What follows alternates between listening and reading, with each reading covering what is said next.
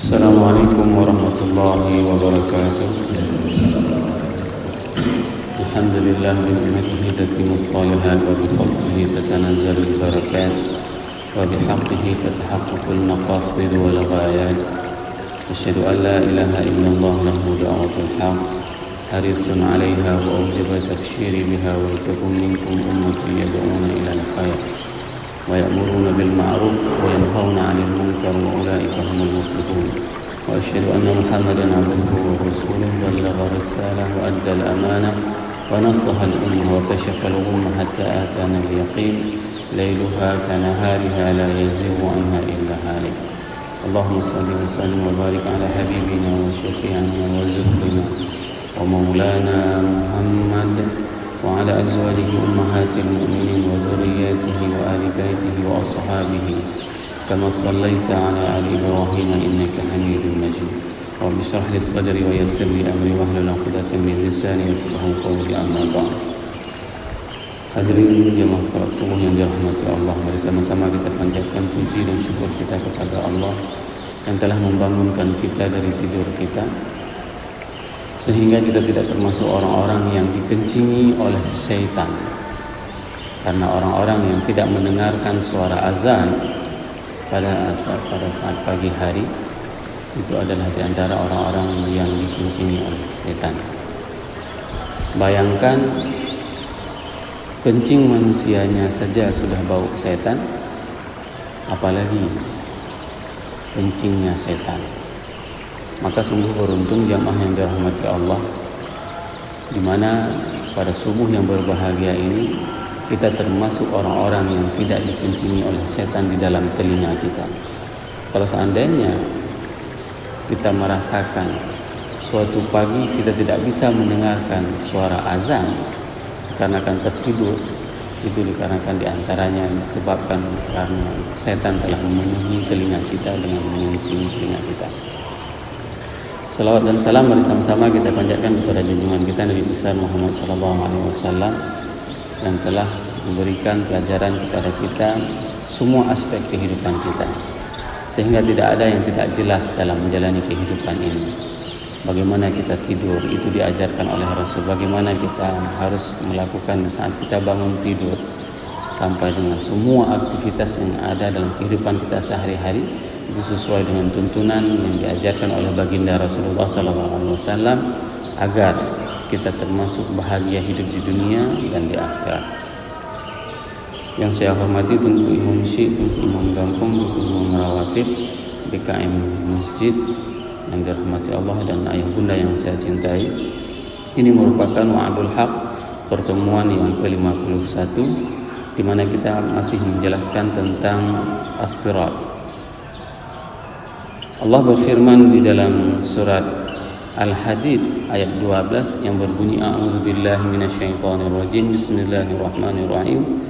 Yauma taral mu'minina wal mu'minat yas'a nuruhum baina aydihim wa bi aymanihim busyrakumul yawm jannatun tajri min tahtiha al-anhar khalidina fiha dzalika huwal fawzul 'azim. Yauma taral mu'minina wal mu'minat, di saat jamaah Bapak Ibu jemaah yang dirahmati Allah menemukan kata-kata tara di dalam Al-Quran, yauma taral mu'minina wal mu'minat, di saat kita menemukan kata-kata tara di dalam Al-Quran, itu menunjukkan bahwasanya sesuatu itu adalah sesuatu yang pasti. Sesuatu yang pasti itu pernah terjadi atau akan terjadi. Kenapa? Karena informasi yang akan kita ketahui itu adalah melalui media mata. Kita bisa mengetahui sesuatu kejadian itu dengan melihat, sehingga apa? Pengetahuan itu dapat kita ketahui dengan cara melihat salah satunya, dengan cara meneliti, dengan cara memperhatikan, dengan cara mengamati. Nah, di saat Al-Quran mengatakan alam tara kaifa fa'ala rabbuka bi ashabil fil, pada saat itu, pada saat gerombolan ashabul fil, pasukan gajah itu datang, Nabi Muhammad belum lahir. Tetapi kenapa Al-Quran mengibaratkan dan mengungkapkan kepada Nabi Muhammad, apakah engkau tidak melihat wahai Muhammad ketika gerombolan gajah? Kapan Nabi Muhammad melihat? Nabi saja waktu itu belum lahir. Ini menunjukkan sesuatu kejadian yang sudah pernah terjadi dan itu pasti. Sama halnya dengan ungkapan dalam surat Al-Hadid ayat 12 ini, di mana Allah mengatakan yauma taral mu'minina wal mu'minat, pada nanti di saat orang-orang mukmin dan orang-orang mukminat berjalan di atas sirat, ya, mereka berjalan di atas titik, yas'a nuruhum, maka mereka akan mengeluarkan cahaya. Cahaya itu akan dikeluarkan oleh orang-orang mukmin di saat mereka melintasi di atas sirat. Yas'a nuruhum baina aidihim, dari tangan mereka, wa bi aimanihim, dari sisi kanan mereka. Ini merupakan sebuah janji pasti dan kita akan melihat pemandangan ini wahai jemaah yang dirahmati Allah. Dan kita nanti akan mengatakan sungguh benar kami pernah mendengarkan penjelasan ini dan kami melihat hari ini, dan dulu kami pernah mendengarkan di saat subuh dijelaskan oleh Ustaz Malik. Ini ada sesuatu yang akan pasti terjadi. Wa'dul haq, janji Allah pasti. Di saat kita akan melihat orang-orang mukmin itu akan keluar cahaya dari mereka. Di dalam tafsir At-Tabari juz 23 halaman 180 itu dikatakan bahwasanya Haddatsana 'anil Husain qala sami'tu Aba Ma'ad yaqulu haddatsana Ubaid qala sami'tu Dhahhak yaqulu fi qawlihim yas'a nuruhum baina aydihim wa bi aymanihim fa amma man utiya kitabahu bi yaminihi fa amma nuruhum fahudahu, bahwasanya nur itu adalah hidayah dan amal saleh yang mereka lakukan. Maka cahaya itu sangat tergantung dengan berapa banyak amal saleh yang dilakukan oleh manusia pada saat kehidupannya di dunia. Semakin banyak amal saleh yang mereka lakukan di dunia, maka cahaya itu akan semakin terang benderang. Ada di antara mereka yang mempunyai cahaya itu seperti gunung, sebesar gunung cahayanya. Nah, ada di antara mereka yang mempunyai cahaya itu hanya di tubuh mereka saja. Ada di antara orang yang hanya mempunyai cahaya itu di tangannya saja, di telunjuknya saja. Begitu cahayanya itu padam, maka dia itu akan berhenti di atas sirat. Bayangkan, hari ini kalau seandainya kita berada di atas titik, yang titik itu jauh lebih tajam daripada pedang. Ini yang perlu kita bayangkan jemaah yang dirahmati Allah. Bagaimana kondisi telapak kaki kita di saat menginjak titik yang titik tersebut jauh lebih tajam dari pedang dan lebih halus daripada rambut. Mungkin begitu kita menginjak kita sudah terluka dan akan mengangkatnya lagi dan akan terjatuh. Maka ini adalah kondisi yang memang akan dialami oleh manusia apabila mereka tidak mempunyai amal, maka mereka akan terpelosok. Nah, di dalam beberapa hadis yang diriwayatkan di dalam tafsir Tabari tersebut dikatakan bahwasanya Imam Tabari menjelaskan li anna dhiya al-mu'minina alladhina yu'tunahu fil akhirah yudhi'u lahum jami'an ma hawlahum wa fi khususillahi jalla thana'u al-khairu an sab'ina baina aydihim wa bi aymanihim duna asy-syama'il ma yadullu ala annahu mu'niyin bihi ghairu ad-dha wa in kanu la yakhlu min ad-dhiya fa ta'wilul kalam idza kana al-amru ala ma wasafa wa kullan wa'ada Allahul husna wa yawma taral mu'minina wal mu'minati yas'a nuruhum yas'a thawabu imanihim wa a'malihim as-salih baina aydihim wa fil imani kutubu a'malahum tatayyar yakni biqaulihi yas'a.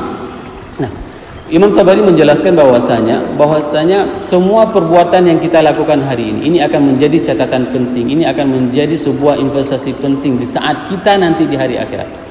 Duduk kita di tempat ini, tidak pulang ke rumah, pada saat kita mengikuti kajian-kajian ini akan menjadi nur, ini akan menjadi cahaya kepada kita nanti di saat kita akan melewati sirat. Hadirin jemaah yang dirahmati Allah, pada saat itu terjadi dialog antara orang-orang munafik dengan orang-orang yang beriman. Dan dialog ini semoga tidak terucap oleh kita jamaah yang menghadiri kajian subuh ini. Yauma yaqulul munafiqun wal munafiqat lil ladzina amanu undurna naktabis min nurikum. Pada saat itu orang-orang munafik, ya, baik yang laki-laki maupun yang perempuan, mereka itu meminta kepada orang-orang mukmin yang mempunyai cahaya itu, apa yang dikatakan? Tunggu dulu, biar aku jalan di belakang kalian, biar aku berlindung dengan cahaya kalian. Ini adalah sebuah dialog, dan dialog ini adalah pasti, dan kita akan mendengarkan bagaimana kalau seandainya jamaah yang mempunyai cahaya yang terang benderang, maka ada orang yang meminta cahaya kita. Ada orang yang nanti akan meminta cahaya kita, wahai tunggu fulan, lu preh long leti a, longnya support anda. Dan ini diminta. Akan tetapi apa yang terjadi? Qila rji'un. Pada saat itu orang-orang itu akan mengatakan, kembalilah kamu. Dan kata-kata kembali ini tidak ada lagi harapan. Kenapa? Karena kita tidak bisa lagi beramal pada saat berada di atas sirat. Kesempatan beramal di saat kita masih berada di dunia ini.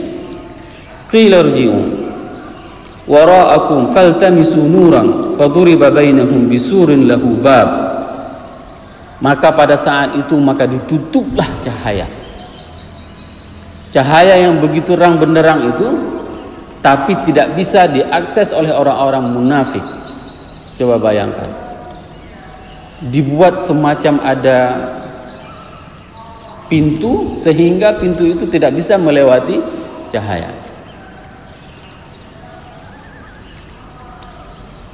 Bisurin lahu bab batinuhu fihi rahmatun wa zahiruhu min qibalihi al-azab. Ini merupakan sebuah azab bagi orang-orang yang mereka tidak mempercayai akan ayat-ayat Allah. Ya.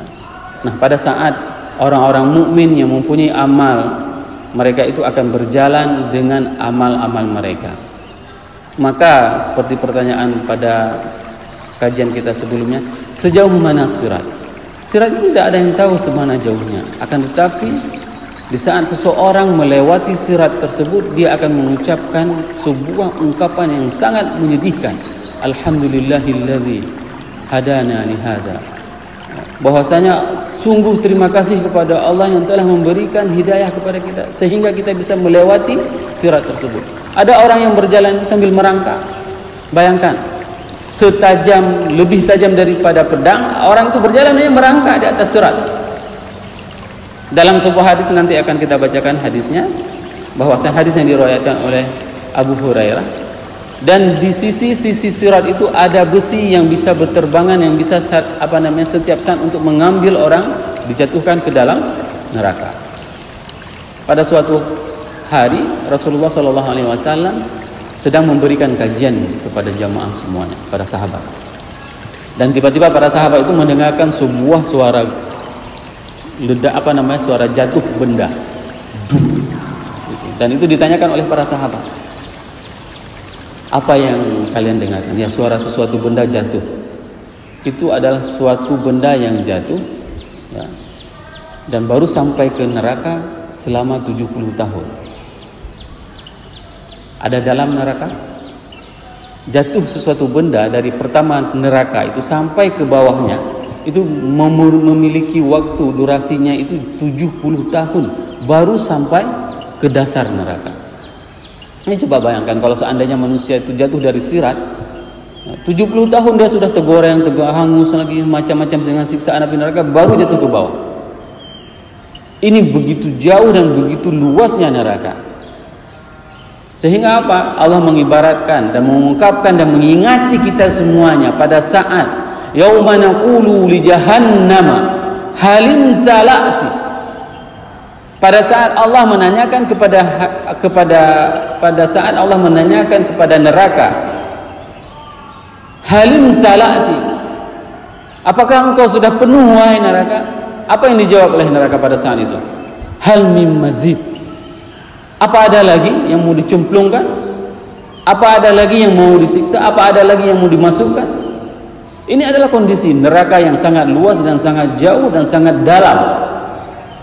Maka seandainya kita membayangkan kita akan melewati proses-proses yang sudah kita ceritakan, mahsyar, hisab, sirat, kita tidak akan pernah berani meninggalkan Allah dan Rasul. Kita tidak akan pernah berani bermaksiat kepada Allah dan kepada Rasul. Ada sebuah nasihat saat seseorang itu ditanyakan, wahai Tuan Guru, berikanlah saya pendapat bagaimana saya bisa bertaubat. Saya lagi sakit keimanan, krisis keimanan. Di antara nasihat yang disampaikan oleh syekh tersebut kepada seseorang yang datang meminta nasihat tersebut adalah, jika engkau ingin bermaksiat, maka janganlah bermaksiat di bumi Allah. Nah, kalau seandainya seseorang ingin melakukan maksiat, melakukan zina, ingin melakukan korupsi, ingin mencuri, ingin menipu orang, maka jangan menipu di bumi Allah. Berarti dia harus keluar dari bumi ini. Di mana dia hidup? Di planet Mars. Kalau mau buat maksiat, itu pun ciptaan Allah. Tidak ada tempat yang boleh kita lakukan kemaksiatan. Karena apa? Karena semua ini adalah ciptaan Allah. Bapak Ibu yang dirahmati Allah, hadis yang diriwayatkan dari Abi Hurairah radhiyallahu anhu qala Rasulullah sallallahu alaihi wasallam, wa tursalul amanata warrahimu fataqumani janabatain sirat yamini wa shimal fayamuru awwalakum kalbura. Maka saat sirat itu sudah dibentangkan, dan kita sudah menceritakan pada hadis yang lalu bahwasanya Rasul berdiri di sebelah kanannya dan menghadap ke neraka agar memastikan tidak ada umatnya yang masuk ke neraka.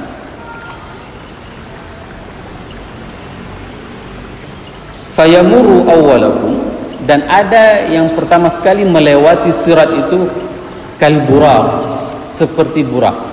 Sampai dengan hari ini kita tidak tahu bagaimana burak.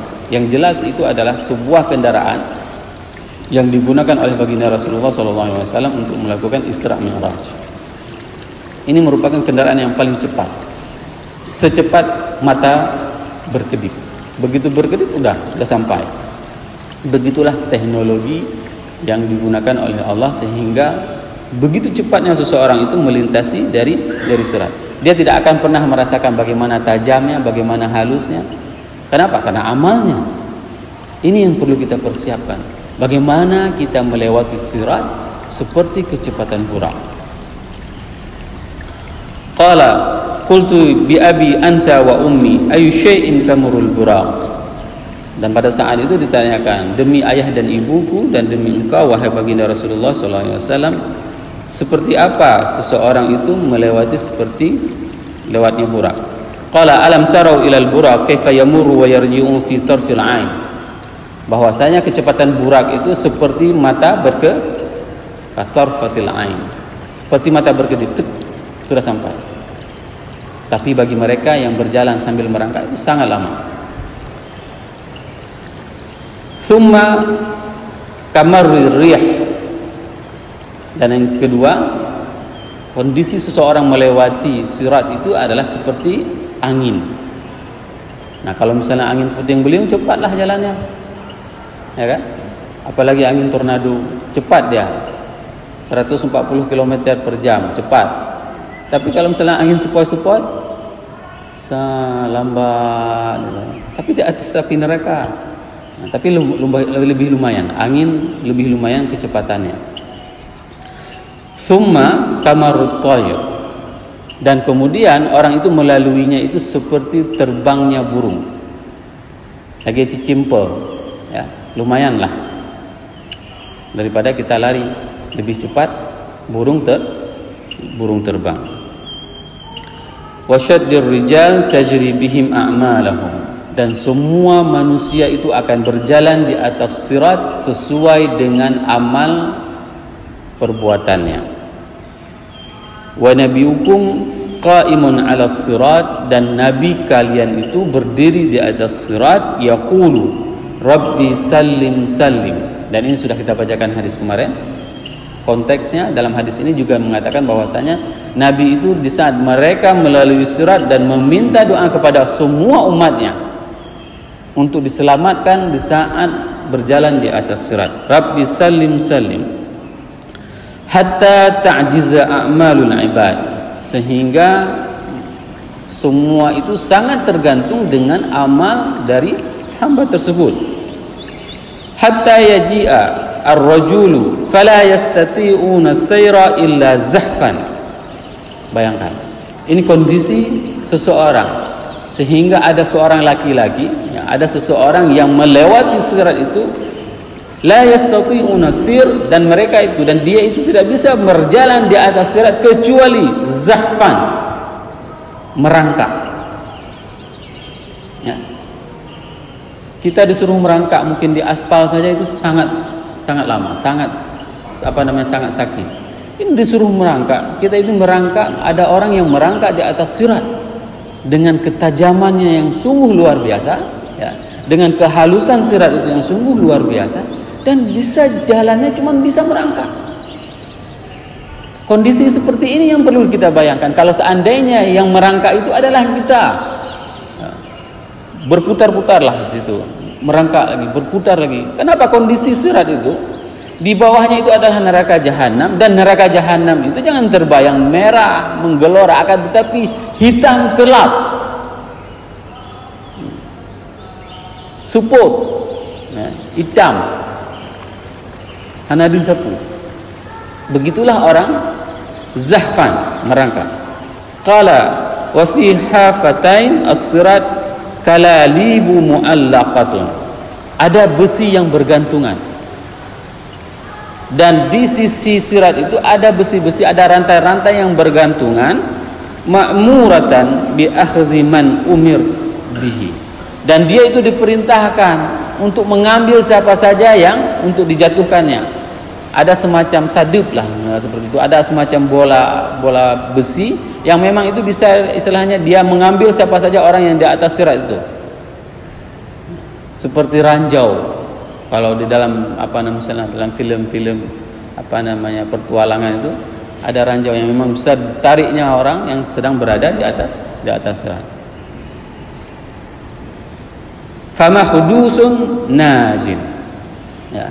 Dan orang-orang yang berjalan di atas sirat itu ada yang dinamakan dengan makhdus. Makhdus itu orang yang selamat. Wa makdusun finnar, dan orang yang terjatuh maka mereka itu adalah orang yang akan tercampakkan ke dalam api neraka.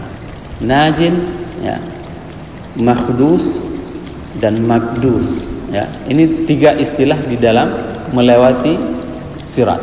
Ada orang selamat, najin, ada yang dinamakan dengan makhdus.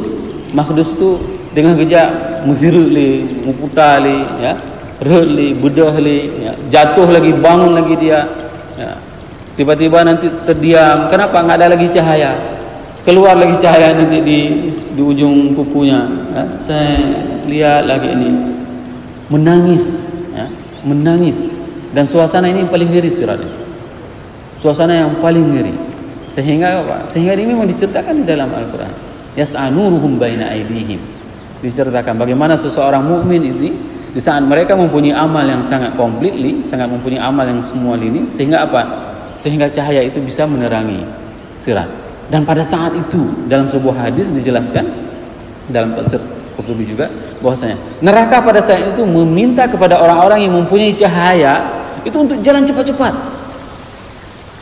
Coba bayangkan, wahai orang-orang yang mempunyai cahaya, jalanlah dengan cepat, karena cahayamu itu bisa membuat terangnya neraka ini. Seperti itu. Maka ini memang perlu kita mempersiapkan agar kita yang berhadir pada subuh yang berbahagia ini termasuk orang-orang yang najin, orang-orang yang memang sukses menyeberangi sirat tersebut. Subhanakallahumma wa bihamdika asyhadu an la ilaha illa anta astaghfiruka wa atubu ilaik. Wassalamualaikum warahmatullahi wabarakatuh.